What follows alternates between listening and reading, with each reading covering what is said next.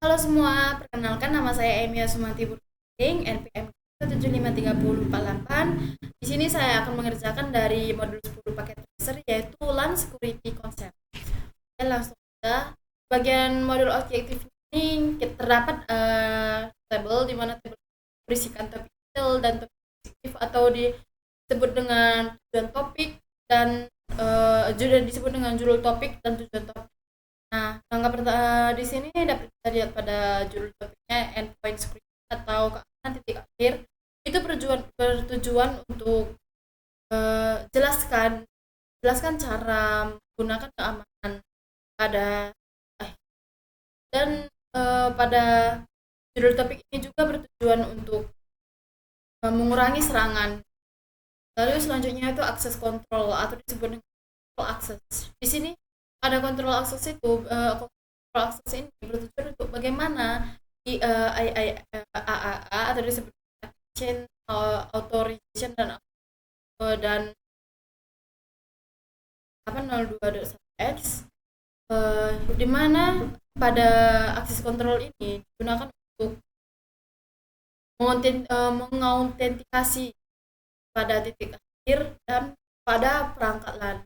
Selanjutnya itu adalah layer 2 security sama keamanan pada layer. Di sini bertujuan untuk identifikasi kerentanan pada layer. Selanjutnya make a trace double attack atau serangan pada trace, yaitu ya untuk jelaskan bagaimana tabel alamat pada make address dan membayangkan keamanannya, apakah aman atau selanjutnya ada line attack atau serangan pada LAN, di mana di sini dapat kita lihat pada endpoint hall line attack. Jelaskan bagaimana serangan bayangkan keadaan si dalam apakah dia sudah langsung saja. Selanjutnya yaitu endpoint pada ini dapat kita lihat pada endpoint security network attack atau di sini dapat kita lihat the news media. Jadi dari media berita kita dapat biasanya itu meliputi pada suatu jaringan perusahaan. Nah, dan terdapat internet yang serangan jaringannya terbaru dan untuk menentukan informasi terkini serangan saat ini. Oke. Dan kemungkinan besar pada serangan tersebut atau keamanannya ini akan melibatkan satu atau beberapa hal, dan di sini dapat kita lihat dia akan melibatkan diantaranya distribute denial of service atau DDoS dan data breach dan malware. Di sini dapat kita lihat pada distribute denial of service-nya ini merupakan serangan terkoordinasi dari banyak perangkat atau biasa disebut dengan zombie ya. Dan pada distribution denial of service ini juga itu bertujuan untuk menurunkan atau menghentikan akses publik itu ke web dan sumber dan selanjutnya itu pada data breach ini disebut dengan serangan di mana server atau host organisasinya itu disusun, dan di data breach ini itu bertujuan untuk mencuri informasi rahasia. Dan selanjutnya pada malware ini serangan di mana host organisasi terinfeksi dengan perangkat lunak yang menyebabkan berbagai masalah. Dan contohnya dapat kita lihat di sini ada ransomware, ransomware, ransomware atau seperti ini, very yang bertujuan untuk mendeteksi data pada host dan mengunci akses jika dia membutuhkan uang tebusan. Jadi ada kita gunakan transfer ini, kita harus memiliki uang tebusan. Selanjutnya network security lies, di mana ada berbagai perangkat keamanan jaringan. Di berbagai perangkat beberapa perangkat jaringan bertujuan untuk melindungi perimeter jaringan dari akses luar. Tujuannya itu untuk dan perangkat ini mencakup beberapa device, disebut dengan ada 3, ada virtual private network atau VPN, ada next generation firewall, and itu network access. Pada virtual private network ini atau router virtual private network, di sini dapat kita beda. Di sini dia menyediakan koneksi aman ke pengguna jarak jauh melalui jaringan publik dan ke jaringan publik. Dan pada layanan juga dapat diintegrasikan ke dalam firewall. Dan selanjutnya next generation firewall. Di next generation firewall ini menyediakan infeksi pada stateful, dan visibility dan konfigurasi. Nah, pada sistem pencegahan generasi berikut atau NS ini perlindungan pada malware atau disebut dengan dan juga disebut dengan filteran pada URL. Selanjutnya itu pada network access control.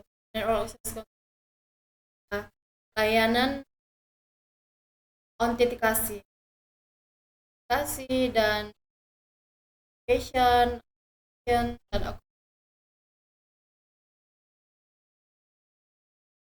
seperti atau lalu di perusahaan besar biasanya layanan ini digabungkan ke dalam alamat yang dapat mengelola akses di berbagai jenis atau jenis perangkatnya itu disebut dengan SCO ini. SCO identifikasi service atau di SA ini adalah perangkat dari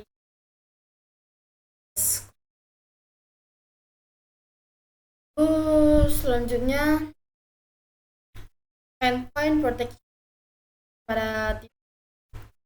Pada endpoint protection ini ada endpoints, mana endpoints ini merupakan host yang umumnya yang terdiri dari laptop, desktop, server, dan juga ada telepon IP.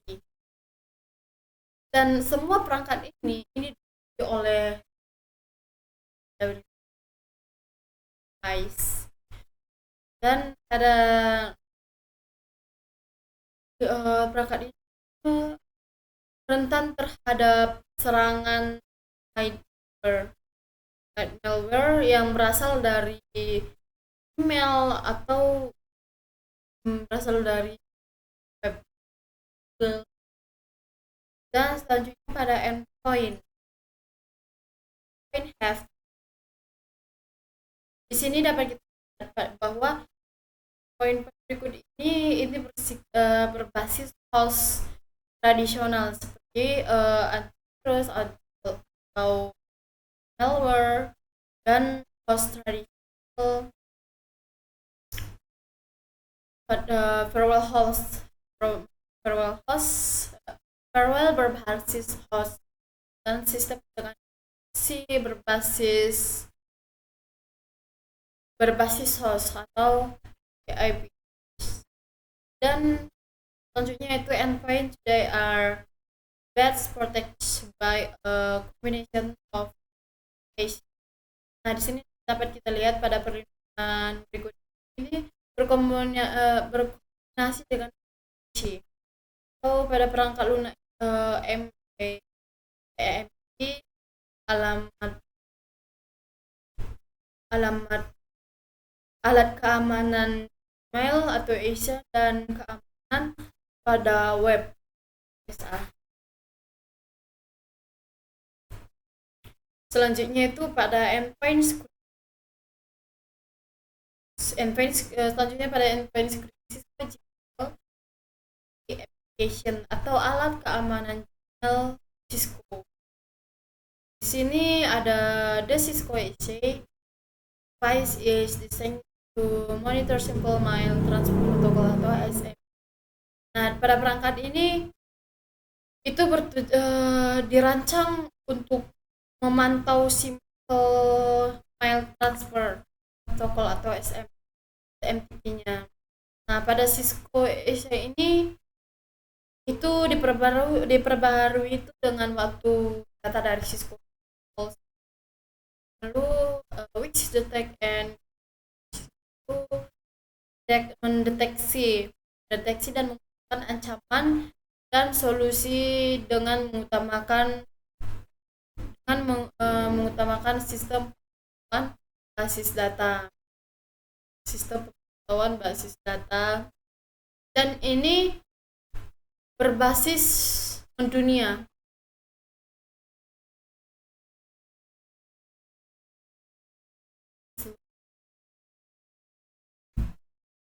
Dan data intelijen ini ancaman itu ditarik oleh Cisco, save dari ST, lalu setiap 3 hingga 5 atau selalu dipantau oleh Cisco. Lalu di sini ada beberapa fungsi dari Cisco. Nah, dapat kita lihat ini fungsinya memblokir ancaman yang diketahui. Dia akan memblokir ketika ada ancaman, dia langsung otomatis. Lalu fight against malware. Dia selanjutnya itu meremediasi atau memulihkan malware yang berubah, menghindari deteksi awal. Berarti dia itu menghindari deteksi yang awal itu yang berubah. Lalu selanjutnya itu pada discard with bad link, buang email dengan tautan yang buruk. Selanjutnya itu blocking akses. Lalu dia akan memblokir akses ke situs yang baru terinfeksi. Selanjutnya encrypt. Dia selanjutnya enkripsi konten di Gmail. Lalu keluar untuk mencegah kehilangan data. Nah, berarti dia itu suatu keamanan supaya data kita itu tidak hilang. Lalu selanjutnya yaitu Cisco Web Security Application. Alamat di sini dapat kita alat keamanan pada web Cisco. Di sini ada the Cisco Security SA. Ini merupakan teknologi mitigasi, mana pada teknologi mitigasi itu bertujuan untuk ancaman berbasis web, dan juga pada web security ini bantu organisasi mengatasi tantangan yang tantangan untuk mengamankan dan mengendalikan lalu lintas pada web. Berikutnya itu risiko Combine. Nah, berarti di sini ini bertujuan untuk menggabungkan perlindungan pada malware tingkat lanjut, visibilitas, dan kontrol pada aplikasinya. Dan di sini juga ada kebijakan pada penggunanya yang dapat diterima, dan juga ada bagian pelapor. Selanjutnya yaitu kita memberikan kendali penuh atas pengguna yang mengakses internet. Dan juga ada fitur dan ada aplikasi tertentu seperti obrolan, pemesanan, video, juga audio, dan dapat diizinkan dibatasi dengan batas waktu yang lebar atau dapat juga di blok. Dan pada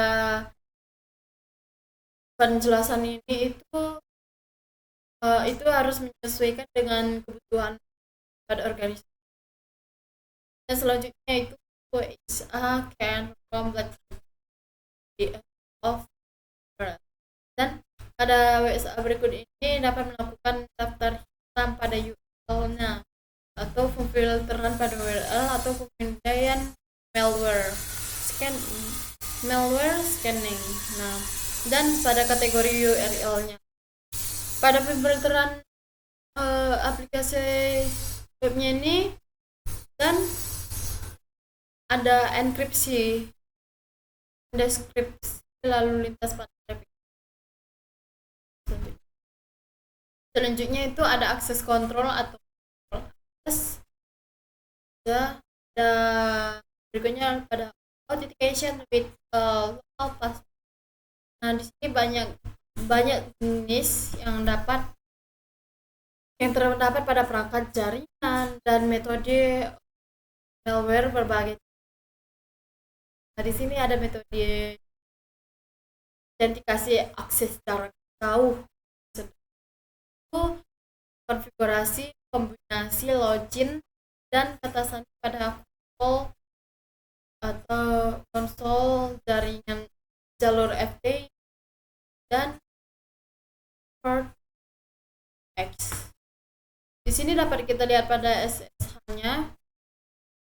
SSH-nya adalah bentuk jarak jauh yang lebih aman. Dan di sini dapat kita lihat dia itu membutuhkan username dan password, dan pada username dan password dapat diautentikasikan secara lokal. Dan berikutnya ada metode database lokal memiliki beberapa keterbatasan. Ada 2.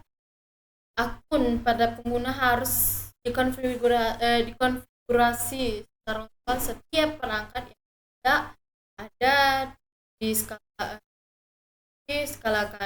tidak ada. Selanjutnya ada metode ini tidak menyediakan metode autentikasi fallback, atau itu kepanjangan disebut authentication dan updating.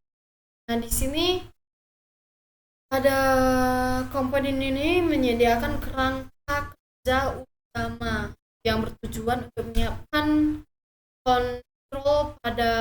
kontrol akses pada perangkat jaringan.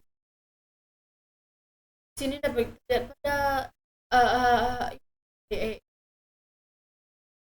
adalah cara untuk mengontrol siapa yang diizinkan untuk mengakses jaringan atau autentikasi, dan apa yang dapat mereka lakukan pada saat berada di jadwal otorisasinya, dan juga ada untuk tindakan apa yang mereka lakukan saat mengakses jaringan atau disebut dengan hacking. Jadi dari pengertiannya tersebut, kalau dia mengontrol akses jaringannya itu disebut application, dan kalau dia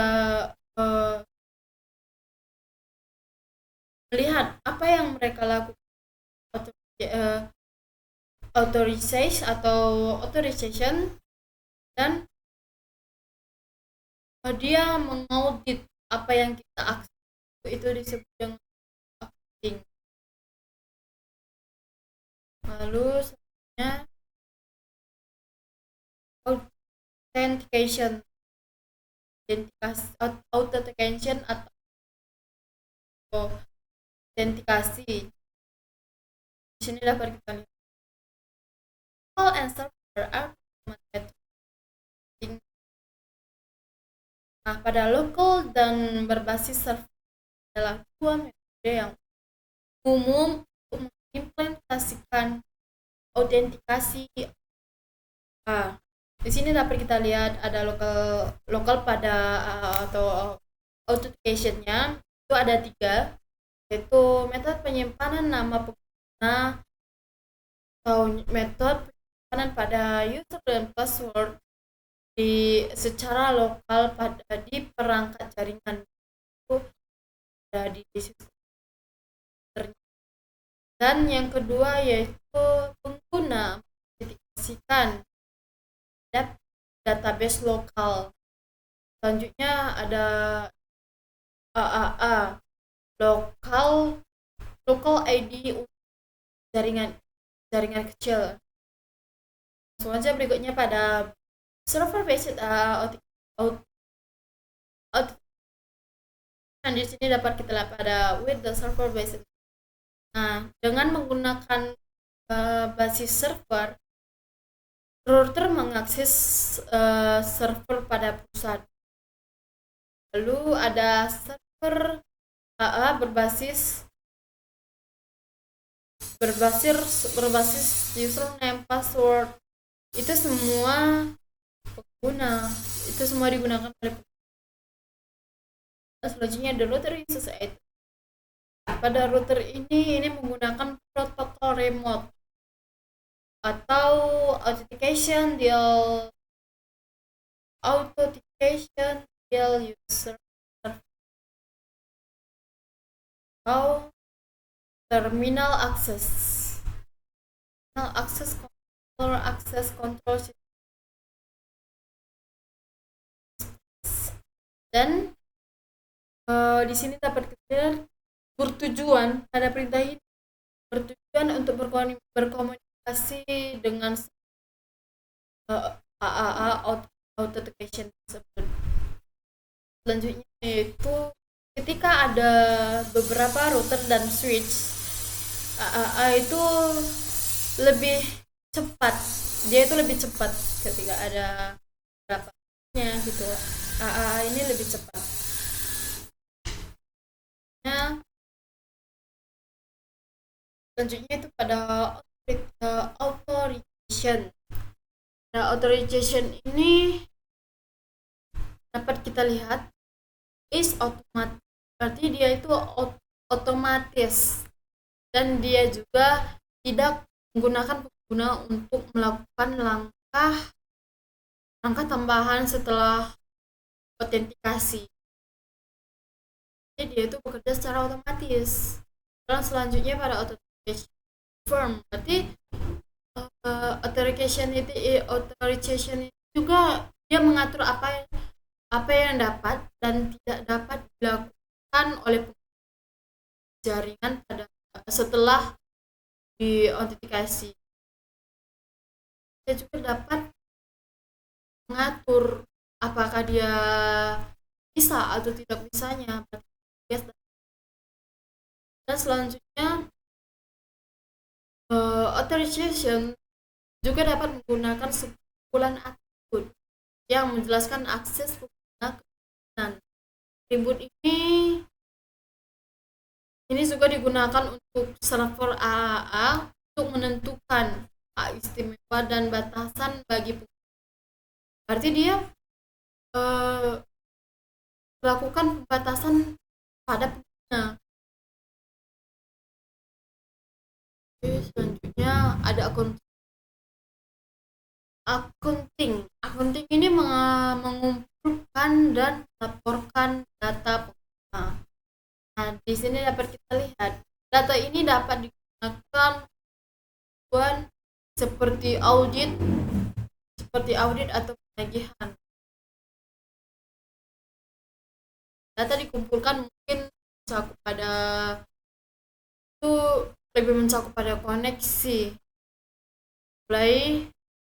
Koneksinya itu bisa dari mulai dan berhenti, dan perintahnya juga yang dijalankan yaitu jumlah paket dan jumlah byte. Berarti dari accounting ini sebenarnya fungsinya perhitungkan. Dan ada a primary use of is to compete with application. Pada server pada accounting ini menggabungkan dengan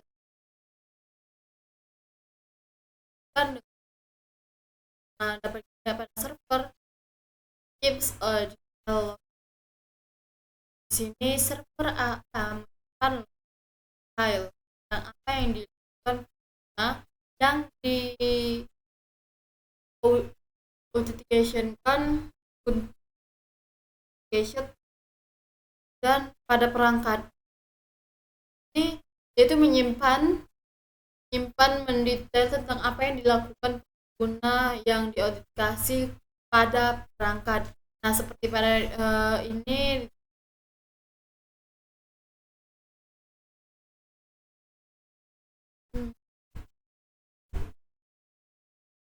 lalu di sini termasuk pada access dan perintah konfigurasi dikeluarkan. Selanjutnya itu log data file. Di sini berisi banyak bidang data termasuk nama pengguna, username-nya, tanggal dan waktunya, dan perintah aktual yang dimasukkan oleh pengguna. Dan pada informasi ini juga berguna saat memecahkan masalah perangkat dan juga memberikan bukti pada individu melakukan apakah dia melakukan tindakan jahat.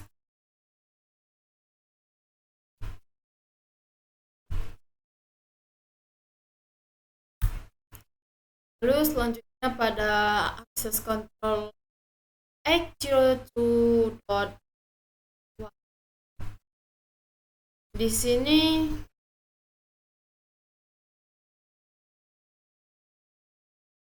pada topik berikut ini atau di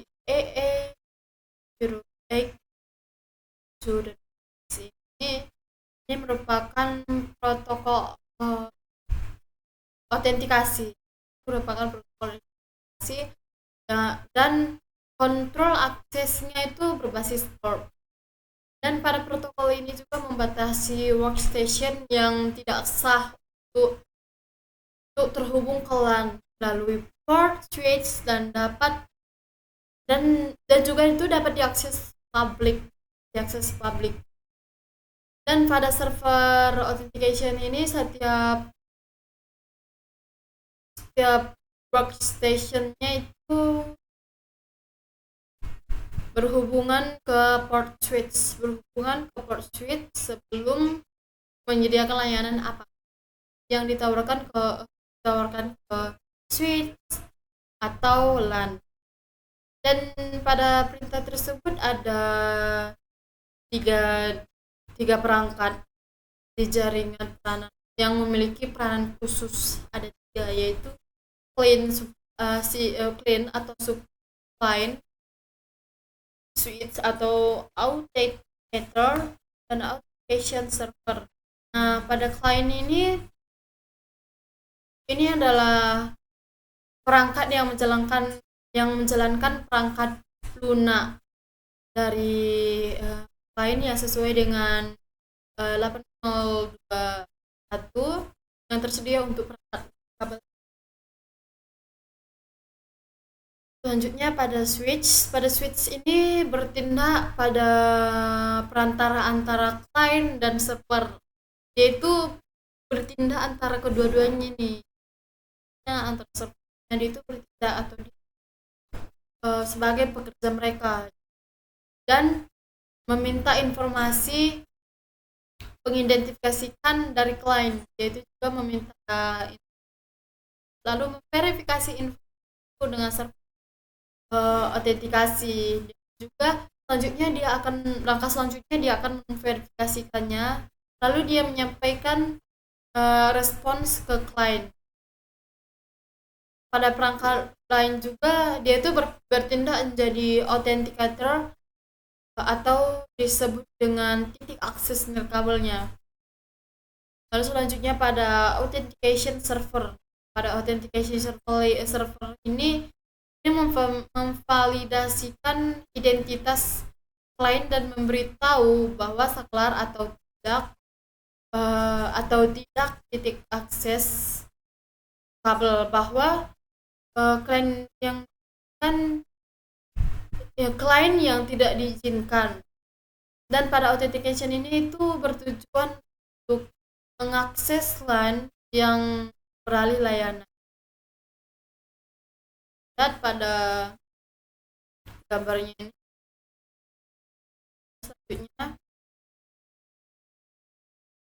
selanjutnya itu masuk ke layer 2 security threats. Selanjutnya yaitu layer vulnerabilities. Nah, di sini dapat kita lihat pada gambar berikut ini menunjukkan bahwa fungsi dari setiap lapisan elemen ini inti yang dapat dimanfaatkan. Ini compromise dan information. Lalu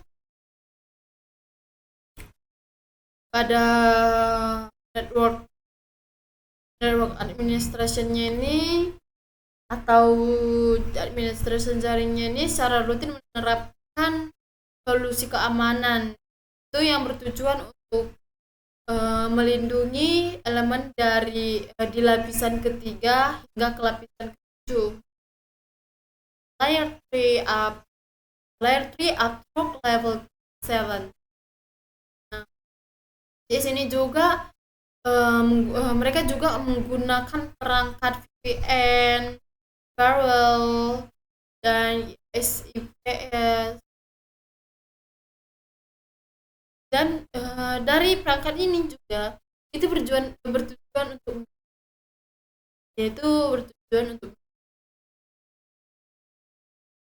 dan di sini ada contoh dari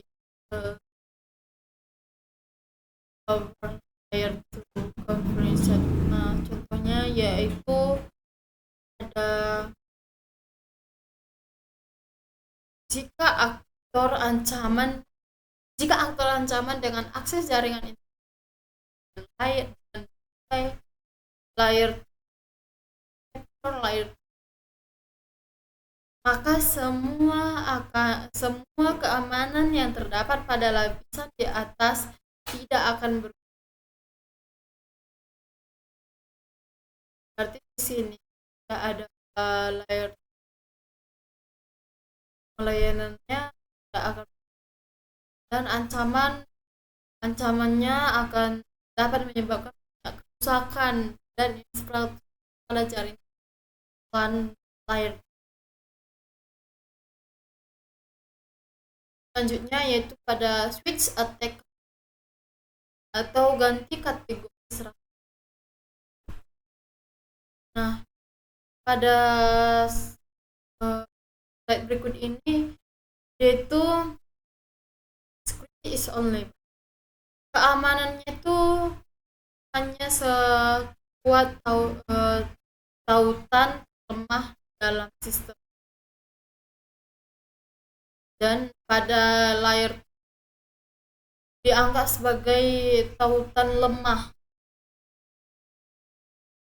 Itu dikarenakan LAN secara tradisional berada di bawah kontrol administratif dari satu organisasi. Secara intern atau intern harus mempercayai semua orang dan perangkat yang terhubung pada LAN.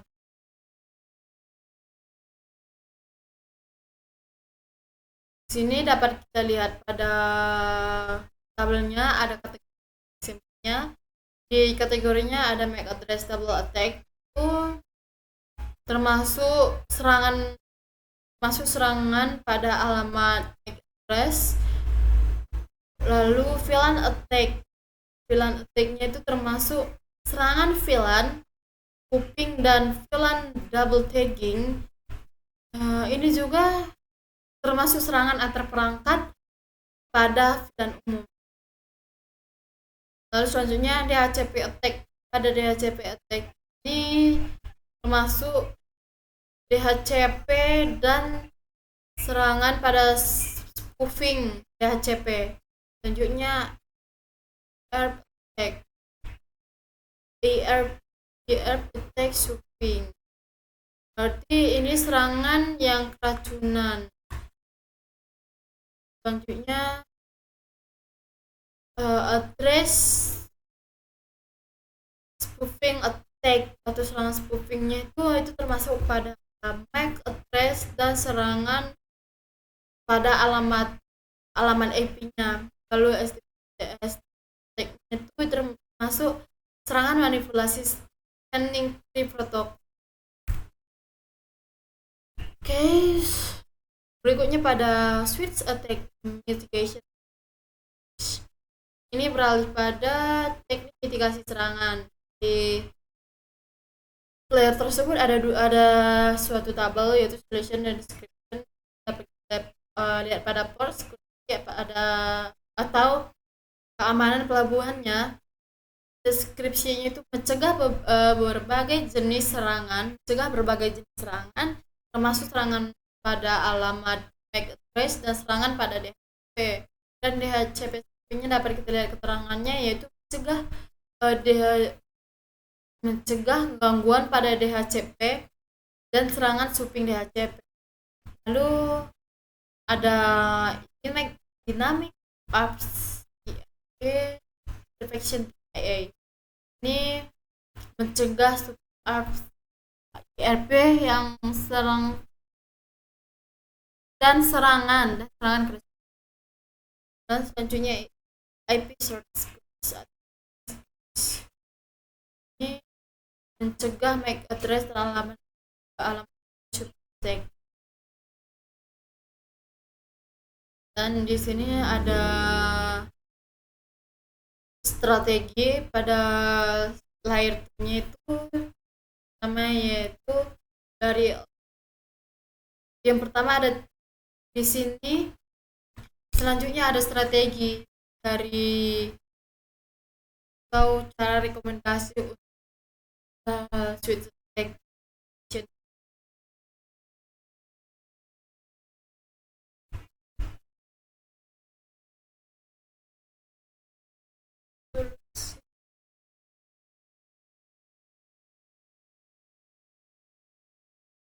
Lalu selanjutnya ada strategi yang direkomendasikan supaya semua perangkatnya itu efektif, yaitu dengan cara gunakan varian protokol manajemen yang aman seperti SSH dan secure copy protocol, secure FTP dan secure secure atau transport layer security.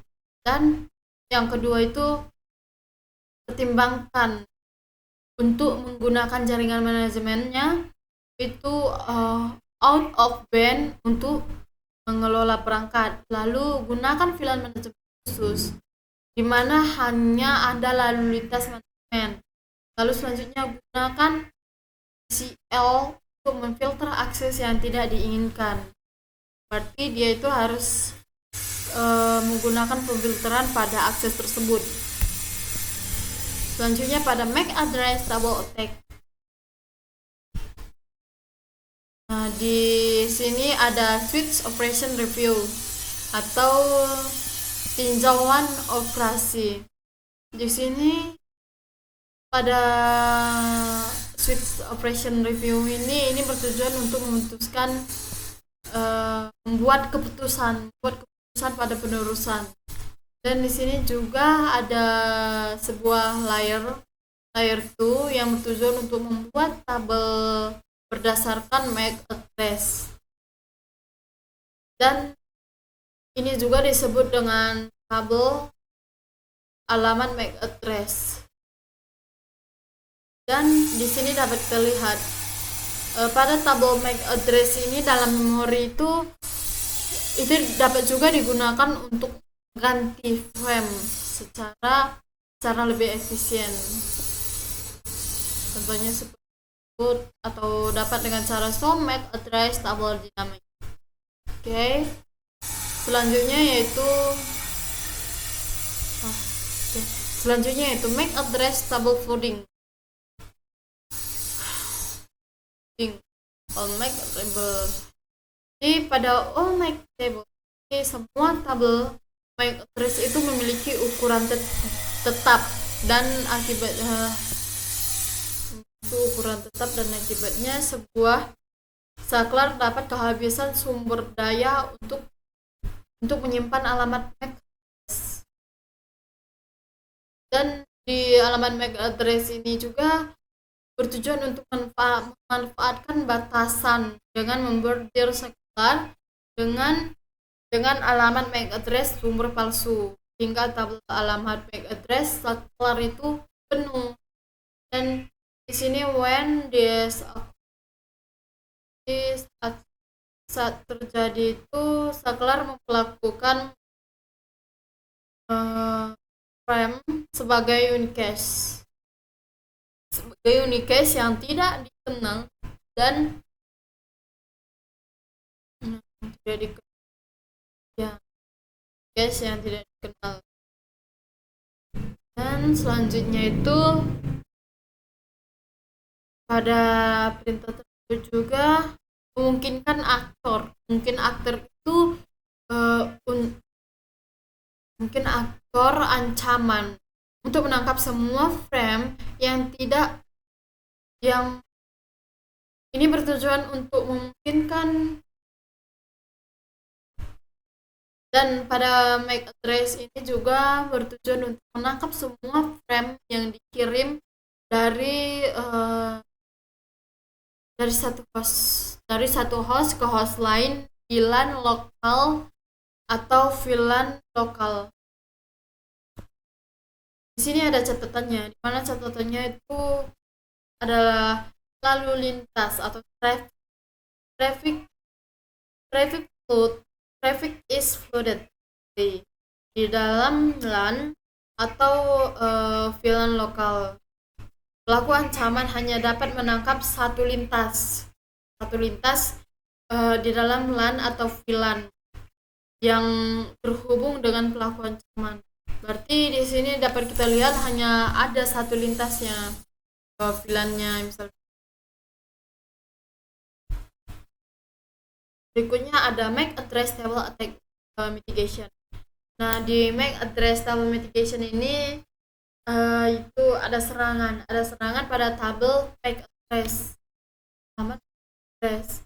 Di sini dapat kita lihat ada itu yang adalah itu sangat berbahaya atau serangan overload.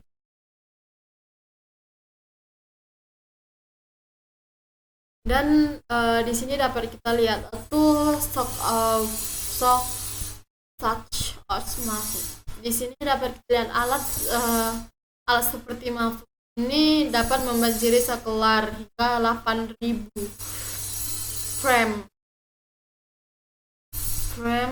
palsu dan buat serangan overloadable alamat MAC address dalam hitungan beberapa detik.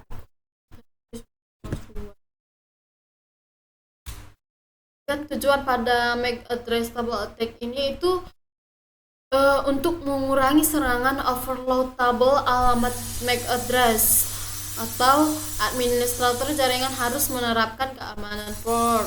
Keamanan port hanya akan mengizinkan sejumlah alamat MAC address sumber tertentu untuk mempelajari di keamanan pelabuhan. Keamanan pada port ini juga dibahas lebih lanjut untuk selanjutnya itu LAN attack atau serangan pada LAN.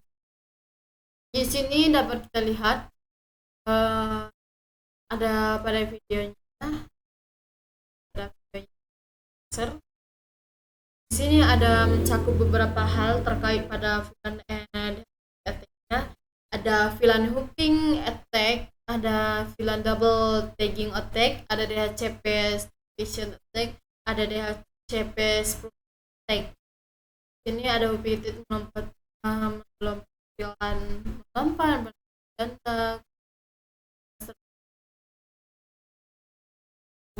langsung aja ke VLAN hooping attack. Pada VLAN hooping attack ini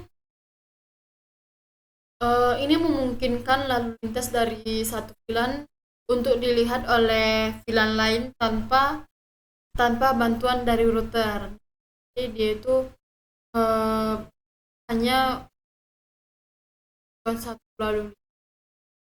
Dan di sini dapat dalam serangan lompatan VLAN dasar, aktor ancaman pada konfigurasi host itu untuk bertindak seperti saklar yang bertujuan untuk memanfaatkan fitur hard parking otomatis yang diaktifkan secara default di sebagian besar port saklar. Dan selanjutnya yaitu konfigurasi host. Itu bertujuan untuk memalsukan pensinyalan pada 802.1 dan juga memalsukan pada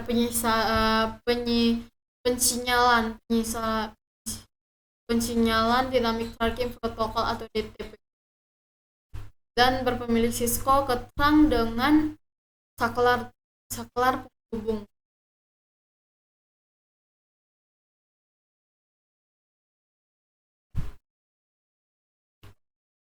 Pada VLAN double tagging attack. Pada VLAN double tagging attack ini merupakan situasi tertentu yang dapat menyelamatkan pada 802.1Q ini tersembunyi di dalam frame yang sudah memiliki taggingnya itu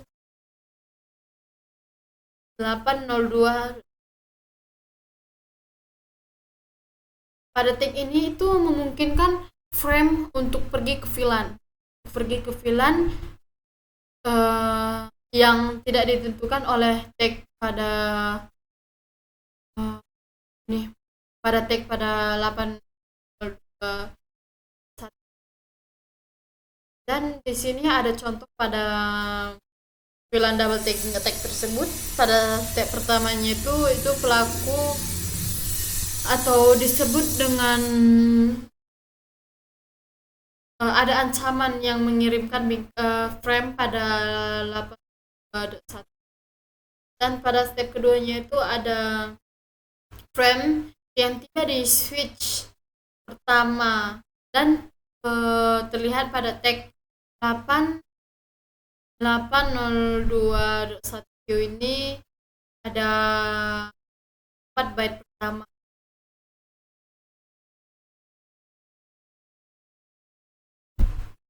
Dan pada perintah tersebut saklar itu meneruskan paket keluar semua profilan asli setelah menghapus tag iklan, dan frame tidak diberikan tag ulang karena merupakan bagian VLAN asli. Dan pada titik ini dan pada poin ini, pada bagian VLAN-nya itu masih dalam utuhan, belum diperiksa, jadi dia masih belum diproses. Yang step ketiganya itu frame tiba di switch kedua yang tidak memiliki pengetahuan bahwa itu harusnya untuk VLAN asli. Dia tidak tahu yang dia miliki harusnya ke VLAN asli gitu, dan ditandai oleh sektor pengirim yang ditentukan oleh spesifikasi 802.1Q ini. Dan pada perintah ketiga ini tergantung pada apakah ada entry table alamat MAC address yang ada untuk target. Berarti dia itu ketergantungan pada step 2. Selanjutnya ada VLAN double tagging attack, di mana VLAN double tagging attack ini bersifat searah dan hanya berfungsi ketika penyerangan terhubung ke port yang berada di VLAN yang sama dengan VLAN asli di port belakang. Dan pada VLAN tersebut itu adalah penandaan ganda, memungkinkan penyerangan pengiriman data ke host atau server pada VLAN yang jika tidak ada diblokir oleh beberapa jenis dikonfigurasi control access. Dan berikutnya ada VLAN attack mitigation atau mitigasi serangan VLAN.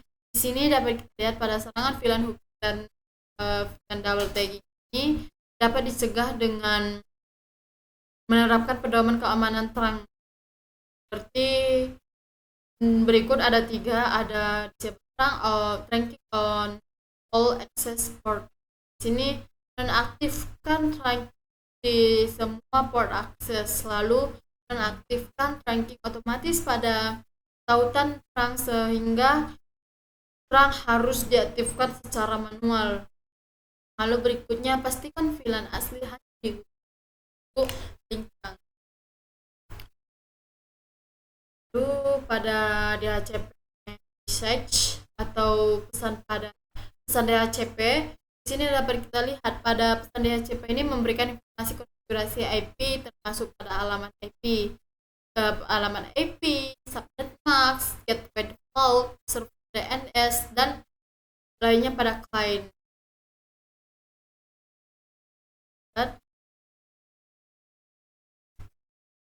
Lalu selanjutnya yaitu DHCP attack. Pada DHCP attack ada 2 jenis DHCP, yaitu ada DHCP starvation dan DHCP spoof.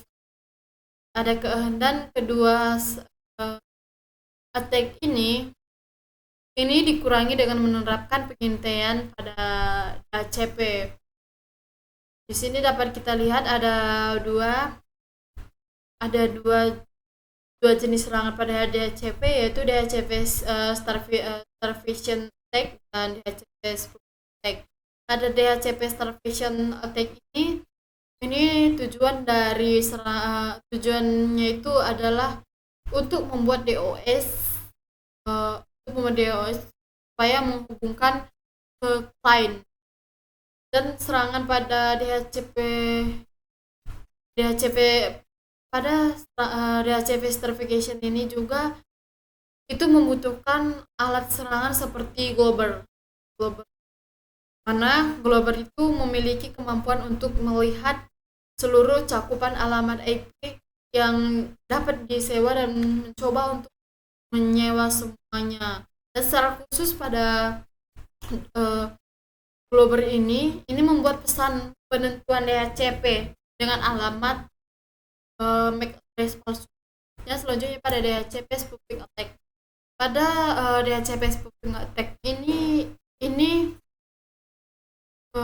terhubung ke jaringan dan memberikan parameter konfigurasi IP palsu. Dia memalsukan IP-nya gitu, ke memalsukan IP-nya ke klien yang sah dan atau disebut server yang dan memberikan berbagai informasi yang menyesatkan biasanya, ya, informasi yang salah. Dan ada di sini ada terdapat 3 informasi yang tidak sesuai atau informasi yang dikirim secara salah. Yang salah itu ada wrong default gateway, ada wrong DNS server, dan ada wrong address.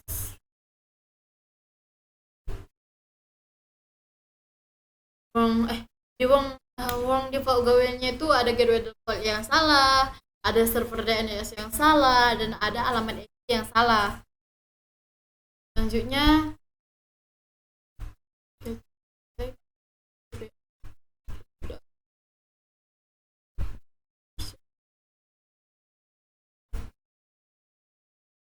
Selanjutnya yaitu pada VoIP tag, STP tag, dan CDP reconnaissance. Di sini dapat terlihat pada serangan RP, ada serangan STP, ada serangan IP.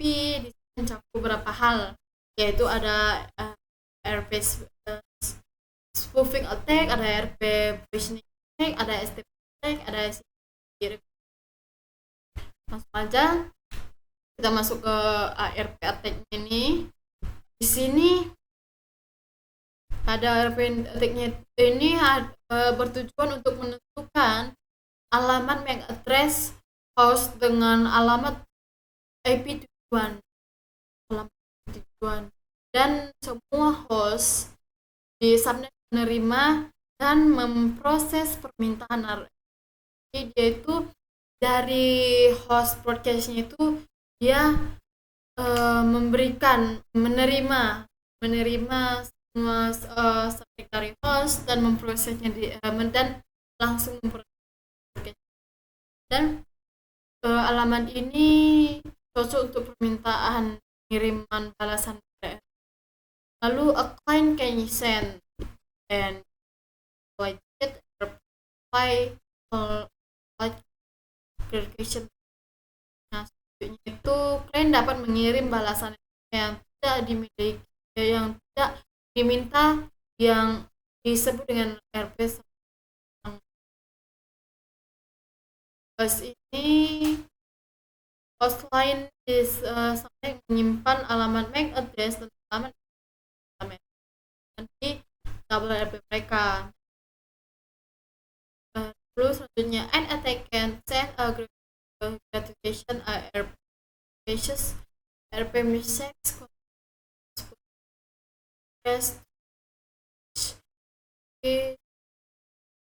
pada ini penyerangan dapat mengirim pesan serampangan yang berisi alamat MAC address palsu ke sebuah switch, dan switch tersebut akan memperbaharui tabel MAC address-nya. Berarti dia itu mengirim alamat palsunya. Lalu pada MAC address-nya ini, MAC address table accordingly-nya akan memperbaharuinya. Terus selanjutnya there are many tools. Jadi ada banyak alat yang tersedia di internet untuk membuat serangan in the IPv6. Sini pada lengkapnya ini layer 2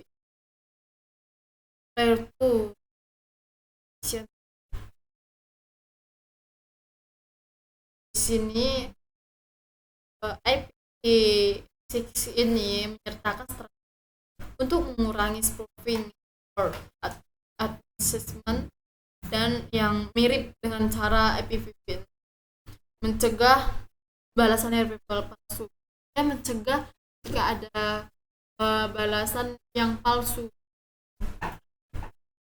Terus selanjutnya itu spoofing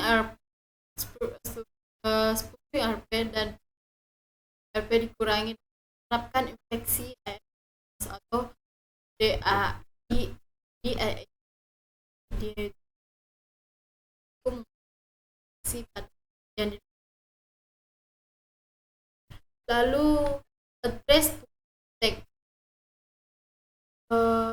atasi serangan spoofing. Di sini ada IP address spoofing adalah ketika aktor ancaman membaca alamat IP yang valid dari perangkat lain dia subnet atau menggunakan alamat IP acak. Spoofing alamat IP sulit, terutama bila digunakan dalam subnet di mana IP berada. Nah, di sini dapat kita lihat ya, ada STP attack. Di STP attack ini ada 3 serangan. Itu penyerangan jaringan dapat manipulasi spesifik protokol. Itu bertujuan untuk melakukan serangan dengan melakukan spoofing root bridge dan mengubah topologi jaringan. Lalu kemudian dapat menangkap semua lalu lintas online dialihkan secara. Lalu selanjutnya itu untuk melakukan serangan manipulasi STP. Ada serangan manipulasi dan host yang menyiarkan unit data protokol jembatan atau unit itu yang berisi perubahan konfigurasi dari topologi yang akan memaksa perhitungan ulang spanning tree. Atau pada BPDUS itu yang dikirim oleh penyerangan mengumumkan prioritas jembatan yang lebih rendah dalam upaya untuk terpilih sebagai root track. Lalu selanjutnya pada serangan STP ini juga dimitigasikan dengan mengimplementasikan BPDU Group di semua port access atau di bagian penjaga BPDU itu dibahas secara lebih. Selanjutnya itu baru selanjutnya mengimplementasikan BPDU. Lalu selanjutnya pada CDP reconnaissance-nya atau pengintaian pada CDP itu di sini dapat kita lihat pada CDP atau Cisco Discovery Protocol. Ini merupakan protokol penemuan tautan pada layer 2 yang milik yang sudah ada gitu. Dan di sini juga diaktifkan di semua perangkat Cisco secara default. Dan administrator jaringan juga menggunakan CDP untuk membantu mengkonfigurasikan dan mencegah masalah pada perangkat jaringan. Informasi CDP juga dikirim melalui port yang mengaktifkan CDP dalam siaran berskala atau tidak transkripsi dan tidak diautentikasikan. Dan pada informasi CDP ini mencakup alamat perangkat yang memiliki versi perangkat Luna OS dan platform kemampuan dan VLAN asli. Dan pada perangkat ini juga akan menerima pesan CDP yang memperbarui yang basis datanya itu CDP. Dan selanjutnya itu untuk mengurangi eksploitasi pada CDP-nya itu ada di sini ada 2. Itu dengan cara yang pertama itu dengan cara menonaktifkan CDP secara global. Itu dengan cara gunakan CDP run global configuration. yaitu dengan cara CDV run interface dan CDV global. Lalu itu konfigurasikan lalu konfigurasi modnya, lalu untuk aktifkan CDP secara global itu digunakan dengan CDP run.